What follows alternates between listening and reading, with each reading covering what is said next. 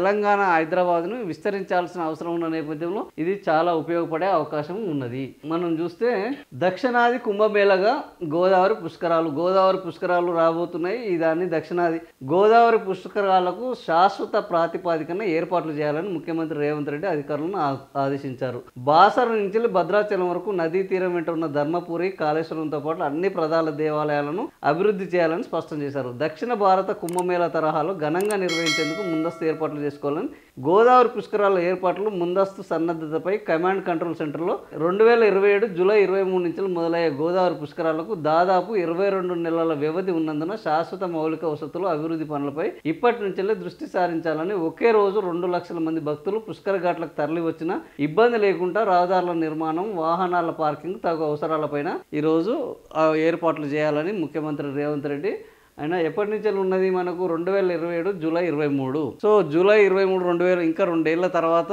గోదావరి పుష్కరాలు ఉన్నాయి. ముఖ్యమంత్రి చాలా ముందు చూపుతూ ఉన్నారు. దక్షిణాది కుంభమేళాను వచ్చే 2 ఏళ్ల తర్వాత కూడా ఎలా నిర్వహించాలి అనే దాని మీద ఆయన ఆల్రెడీ ఈరోజు ప్రణాళికలు చేయడం చూస్తుంటే ముఖ్యమంత్రి ముందు చూపు చాలా దూరం ఉందని చెప్పవచ్చు. గోదావరి పుష్కరాలు పెద్ద ఎత్తున జరిగే అవకాశం ఉన్నది కాబట్టి దానికి సంబంధించి పుష్కర ఘాట్లను ఏర్పాటు చేయాలి. ఇంకా కుంభమేళాలు, గోదావరి పుష్కరాలు, కృష్ణా పుష్కరాలు అంటేనే పెద్ద ఎత్తున అభివృద్ధి కార్యక్రమాలు ఉంటాయి, పెద్ద ఎత్తున నిర్మాణాలు ఉంటాయి, పెద్ద ఎత్తున కాంట్రాక్టర్లు ఉంటాయి. ఈ వ్యవస్థ జనాలు అత్యధిక భారీ ఎత్తున జనాలు అక్కడికి వెళ్ళేది ఉంటుంది. వ్యాపారాలు, అనేక అంశాలు ఈరోజు పుష్కరాల నేపథ్యంలో ఉంటాయి కాబట్టి ఆ 2 లక్షల మంది ఎట్టే టైం ఘాట్ల దగ్గరికి వచ్చి స్నానాలు చేసే విధంగా పుష్కర ఘాట్లను ఏర్పాటు చేయాలని ముఖ్యమంత్రి నిన్న సమీక్ష చేయడం జరిగింది. అన్ని వసతులు ఉండేలా కార్యాచరణ సిద్ధం చేసుకోవాలి. 74 చోట్ల పుష్కర ఘాట్లను ఏర్పాటు చేయాలి. ఇంకా 1 కాదు 2 కాదు, మొత్తము తెలంగాణ మొత్తం పుష్కర ఘాట్లను ఏర్పాటు చేయాలని కేంద్రం నుంచి వెళ్ళి ప్రత్యేక ప్యాకేజీ కోరే విధంగా ఈ ఏర్పాట్లు ఉండాలి అని, ప్రధాన ఆలయాల అభివృద్ధికి ప్రాధాన్యత ఇవ్వాలి. ఆల్రెడీ ప్రధాన ఆలయాల కోసము ముఖ్యమంత్రి 4000 కోట్ల రూపాయలను ఖర్చు చేయాలని ఇప్పటికే ప్లాన్ చేయడం జరిగింది. తెలంగాణలోని దాదాపుగా అన్ని ఆలయాలను మళ్ళా రీడిజైన్ చేయాలి. గత ముఖ్యమంత్రి కేసీఆర్ యాదాద్రిని కంప్లీట్గా పునర్నిర్మాణం చేయడంతో బీభత్సమైన పేరు వచ్చింది. ఆ తర్వాత వేములవాడని కొద్దిగా చేయడం జరిగింది. అదేవిధంగా ఆంజనేయ స్వామిని టెంపుల్ని కొంత చేయడం జరిగింది.